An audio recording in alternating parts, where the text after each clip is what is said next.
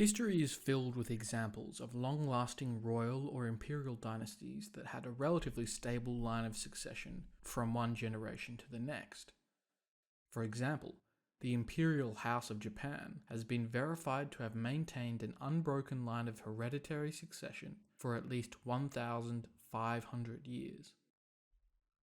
But if the Japanese imperial succession has been the definition of stable since the 6th century, the same cannot be said for the first 2 centuries of the Roman Empire, where the imperial succession could be safely described as an absolute mess from the very beginning.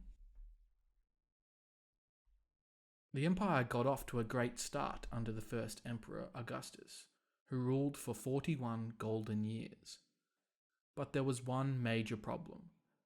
Though he was married 3 times, Augustus had only one child, a daughter named Julia from his second marriage.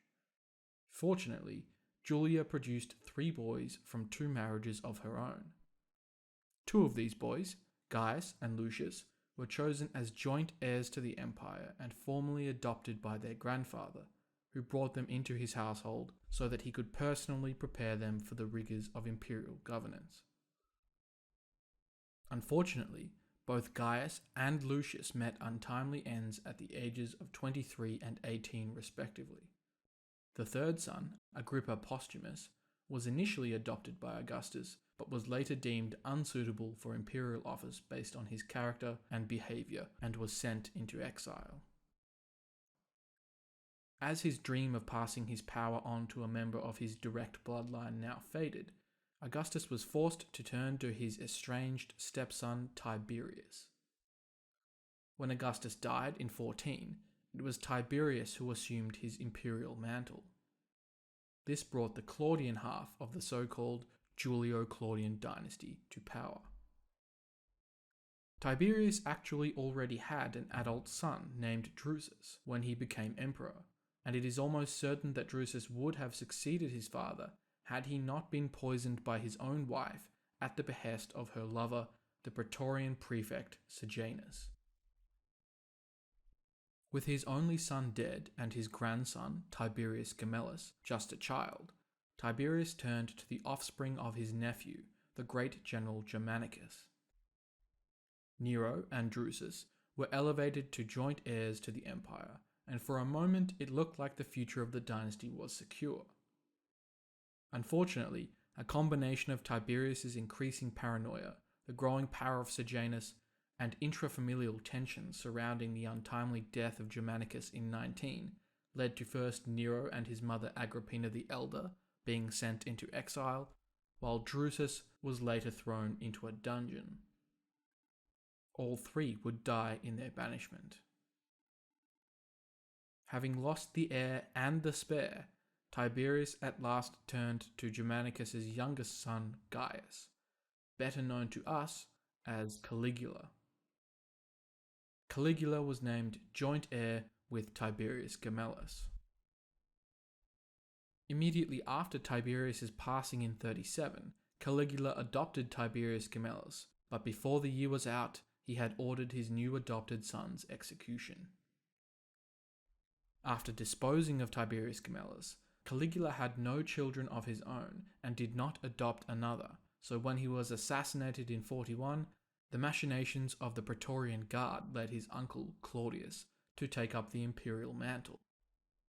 Like Tiberius, Claudius did have a son of his own, Britannicus, though he was only born after his father became emperor. Despite his tender age, it is generally agreed that Britannicus would have succeeded his father had the tired, aging, and ill emperor not been convinced by his ambitious 4th wife, Agrippina the Younger, to name her son from a previous marriage as heir instead. This teenager was born Lucius Domitius Ahenobarbus, but after his adoption by Claudius, he would assume the name by which he is now known to history, Nero. Claudius died in 54 after one of the most underrated reigns in the history of the empire, and he was succeeded by Nero. It will probably come as no surprise that Britannicus died just a few months later in extremely suspicious circumstances. Like Augustus himself, Nero's only offspring was a daughter. However, unlike Tiberius, he was not in a position to adopt male members of his extended family, as there were almost none to be found. Nero's suicide without a male heir in 68 heralded the end of the Julio-Claudian Dynasty that had begun with Augustus. The man who replaced Nero was the elderly Galba, who had actually been declared emperor by the Senate while Nero was still alive. In fact, it is likely that Galba's elevation was the final blow that led Nero to flee and ultimately take his own life. Galba would prove an exceptionally unpopular emperor, and it did not take long for the legions on the Rhine frontier to challenge his rule by declaring their governor Vitellius as emperor. Galba was assassinated at the instigation of his disenchanted offsider Otho in January 69 after ruling for just 6 months, kicking off the period known as the Year of the Four Emperors. Otho assumed the imperial mantle and then moved to face down the ongoing rebellion of Vitellius. The two armies clashed in northern Italy, and it was Vitellius that emerged victorious. Otho committed suicide, having ruled for almost exactly 4 months. Vitellius then entered Rome and was hailed as emperor by the Senate. But there was just one big problem. While Vitellius had now secured the western half of the empire, the east was another matter entirely. In fact, Vitellius did not have long to enjoy his new position, as the armies of the east now converged on Italy in the name of their commander, the respected General Vespasian. Before the year was out, Vitellius had been defeated and was executed by Vespasian's soldiers, 8 months after his formal accession. Thus, out of the chaos of 69, Vespasian emerged victorious, ushering in the new Flavian Dynasty. Unlike any of the Julio-Claudian emperors, Vespasian had not one but 2 adult sons when he assumed the purple, and he would make history as the first Roman emperor to be succeeded by his son when Titus took the throne 10 years later in 79. Titus seemingly had all the makings of a great emperor, but unfortunately, he himself died only 2 years later. As he had no male children, the throne passed to his younger brother Domitian. Domitian's wife, Domitia Longina, gave birth to a son around 81, but the child, whose name is unknown, died just 2 years later.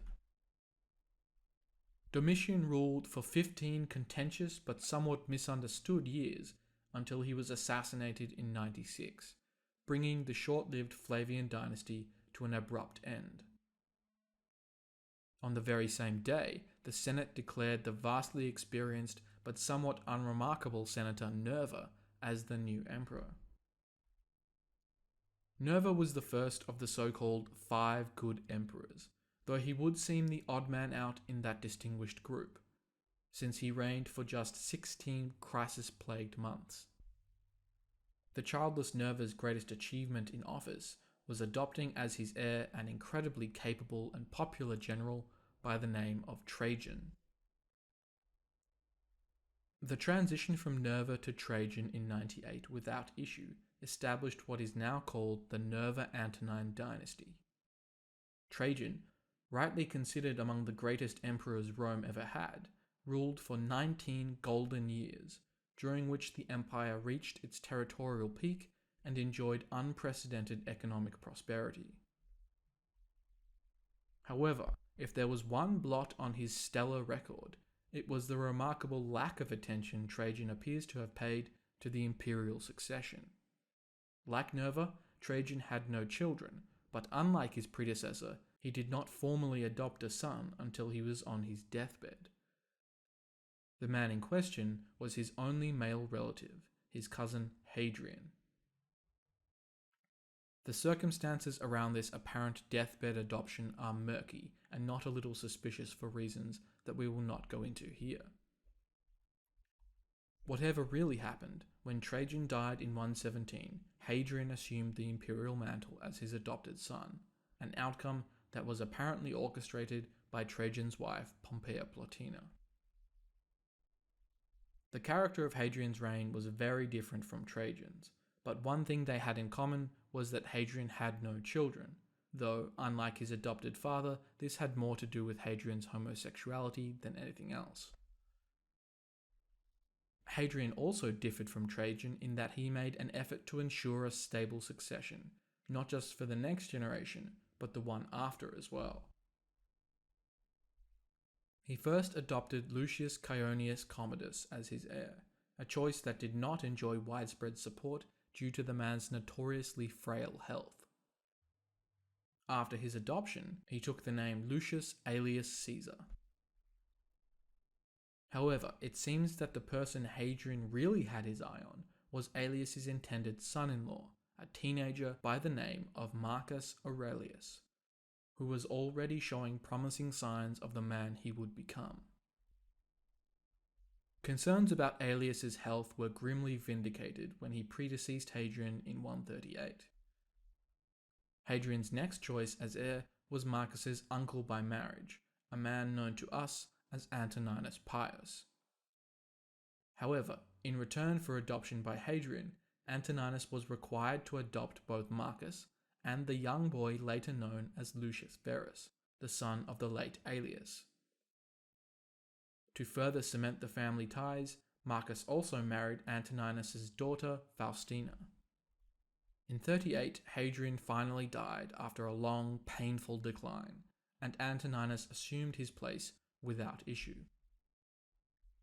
Given Antoninus was already in his 50s when he took the throne, Hadrian had likely seen him as a bridge who would rule for a few years while Marcus matured and gained experience before assuming the purple in the prime of his life with the prospect of a very long reign ahead. Instead, Antoninus ruled for 23 stable and prosperous years. When he died in 161, at the age of 74, Marcus Aurelius was already 40 years old. The death of Antoninus also broke new ground for the empire, because for the first time in its history, Rome would be ruled by not one, but two joint emperors, as Marcus insisted that Lucius Verus join him on the throne, though it must be said that Marcus did the lion's share of governing the empire. The two adopted brothers ruled together until Lucius died in 169, leaving Marcus to rule alone. In contrast to the relative scarcity of imperial children in the previous 150 years, Marcus and his wife Faustina's marriage could be charitably described as fertile. They had no less than 14 children. Unfortunately, all but 5 predeceased their father. The surviving children included 4 daughters and 1 son. The son's name was Commodus. Commodus would join his father as co-emperor in 177. Marcus Aurelius died 3 years later, leaving Commodus as the sole ruler of the Roman Empire. This is considered by many to be the end of Rome's golden age and the first step towards the storm that would engulf the empire in the 3rd century.